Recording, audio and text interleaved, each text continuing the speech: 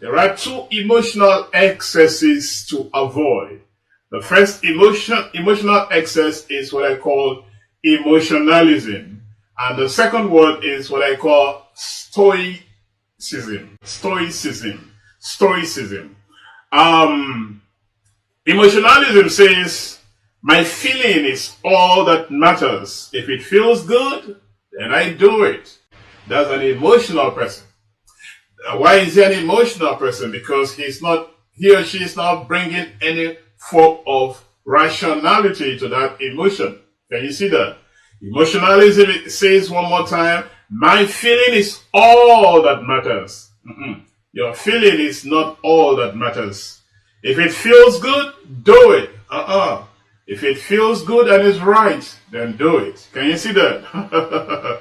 Stoicism, on the other hand, says, my feelings don't matter at all. Only intellect and willpower matter. Emotions also matter. Intellect and willpower are not enough. If you don't add emotion to it, it loses the human coloration.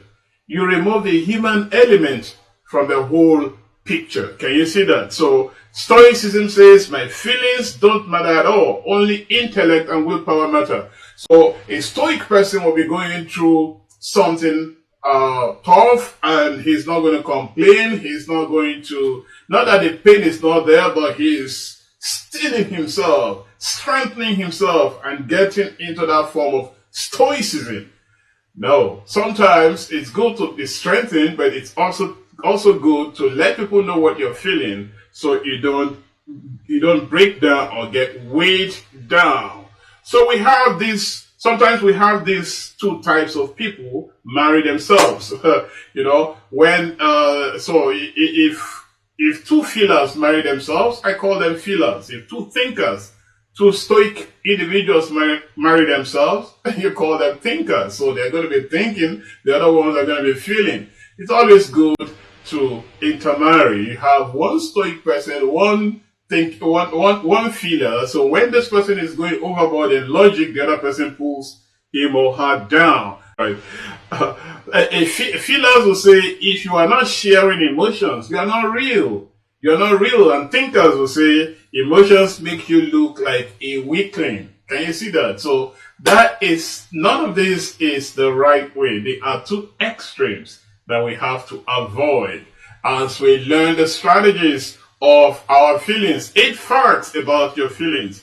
Don't be the extreme emotion. Don't engage in extreme emotionalism, and don't exhibit extreme stoicism. You see, feelers again will say, if you are not sharing emotions, you are not real. If you are not telling me that you love me 100 times a day, you're not real. If you're not crying all of the time, you're not real. Sometimes everything depends on the situation. Then thinkers will say emotions make you look like a weakling. No, Jesus demonstrated emotion. He wept at the tomb of Lazarus. Can you see that? So he wasn't a weakling by any means. He was simply identifying with those who were in sorrow. Scripture says that we have to encourage those who are in sorrow and rejoice with those who are rejoicing. Those are the two balancing that we have to bring in our day-to-day activities. Don't step into where something is going bad, and because you want to manifest faith, and you say, oh no, don't do this, don't do that, and you just begin to talk above their head. No, start from where they are and bring them up.